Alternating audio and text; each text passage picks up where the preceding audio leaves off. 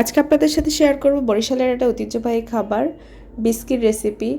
তো আপনারা কে কে বরিশালের আছেন আর এই রেসিপিটা সম্পর্কে জানেন কমেন্ট করে এক্ষুনি জানিয়ে দিন। পুরো রেসিপিতে যাওয়ার আগে আপনারা চ্যানেলটাকে সাবস্ক্রাইব করে দিবেন আর পেজ থেকে দেখলে একটু ফলো করে দিবেন।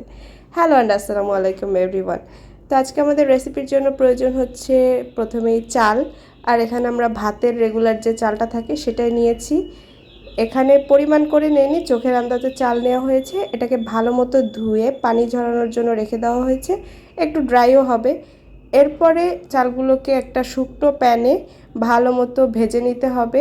চালগুলোকে এরকম লাল লাল করে ভেজে নিতে হবে। এরপরে এই চালগুলোকে গরম থাকা অবস্থায় একটি বাটিতে পানি নিয়ে তার মধ্যে দিয়ে দিতে হবে। আর এখানে পানিটা কিন্তু নর্মাল টেম্পারেচারে রয়েছে, মানে গরম চালটাই একদম ডিরেক্ট এই পানির মধ্যে দিয়ে দিবেন। এটাকে জাস্ট 5-7 মিনিটের জন্য ভিজিয়ে রাখবেন।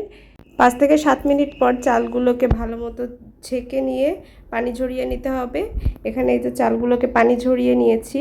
অন্যদিকে আমরা একটি কড়াইতে পানি দিয়ে দিয়েছিলাম, আর আপনারা পানির পরিমাণটা দিবেন চালের থেকে দ্বিগুণ। এরপরে গরম পানির ভিতরে আমরা এখানে গুড় দিয়ে দিয়েছিলাম। গুড়টা আপনারা যে কোনো গুড় নিতে পারেন, আখের গুড়, খেজুরি গুড় অথবা ঝোলা গুড়, যে যেটা পছন্দ করেন। আর গুড়ের মিষ্টির পরিমাণটা আপনারা আপনাদের টেস্ট অনুযায়ী দেবেন।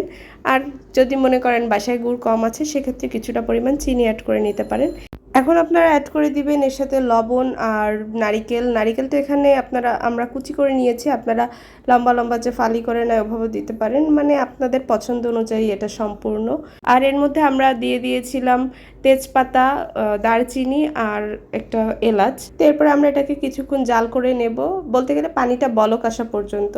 পানিটা বলক আসলে আমরা এর ভিতরে দিয়ে দেব সেই ভেজানো চালগুলো, মানে ভেজানোর পর যে ছেঁকে রেখেছিলাম চালগুলো পানি ঝরিয়ে, এই চালটা আমরা ডিরেক্ট এখানে দিয়ে দিব। আমি এখানে চাল, গুড়, নারিকেল এই কোনো কিছুরই পরিমাণ আজকে বলিনি, কারণ হচ্ছে এগুলো সবগুলো আপনাদের পছন্দ অনুযায়ী দিবেন। শুধুমাত্র পানির পরিমাণটা ঠিক রাখতেই হবে, চালের থেকে দ্বিগুণ পরিমাণ। এখনকার প্রসেসটা হচ্ছে ভাত অথবা পোলাও রান্নার মতোই।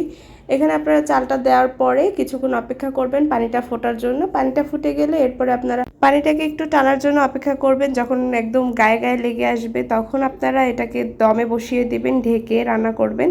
তবে আপনাদের চালটা যদি বেশি শক্ত থেকে থাকে তাহলে আপনারা কিছুটা পরিমাণ অল্প পানি দিয়ে দিতে পারেন। এরপরে আপনারা যখন দেখবেন ভাতের মতো একদম সিদ্ধ হয়ে গেছে এটা, তখন আপনারা উঠিয়ে নেবেন। এরপরে এটাকে পরিবেশনের সময় আপনারা উপরে এক্সট্রা কিছু নারিকেল কুচি অ্যাড করে দিতে পারেন। এরপরে চাইলে কিছুটা পরিমাণ গুড় কুচি করে দিতে পারেন উপরে, যারা একটু বেশি মিষ্টি খেতে পছন্দ করেন। সম্পূর্ণ আপনাদের ইচ্ছা অনুযায়ী। তবে আমরা যেহেতু মিষ্টি কম খাই, তাই আমরা উপরে আর নারিকেল কুচি করে দেইনি কাঁচা। তা আপনারা চাইলে দিতে পারেন। আর কেমন লাগলো পুরো রেসিপিটা কমেন্ট করে জানাবেন। কে কে বরিশালের আছেন, এটা ট্রাই করেছেন, কিংবা অন্য জেলার হয়েও আমার ভিডিও দেখার পরে ট্রাই করেছেন, সেটাও কমেন্ট করে জানাবেন। এতক্ষণ ধরে ভিডিওটা দেখার জন্য সকলকে অসংখ্য ধন্যবাদ। ভালো লাগলে একটা লাইক, কমেন্ট, শেয়ার করে দিবেন। আর প্রথমেই বলেছিলাম চ্যানেলটাকে সাবস্ক্রাইব করে দিবেন, পেজটাকে ফলো করে দিবেন, তো যাতে ভুলে না যান, তাই শেষে আবার মনে করিয়ে দিলাম। আজকের মতো এখানেই বিদায় নিচ্ছি। ধন্যবাদ সবাইকে।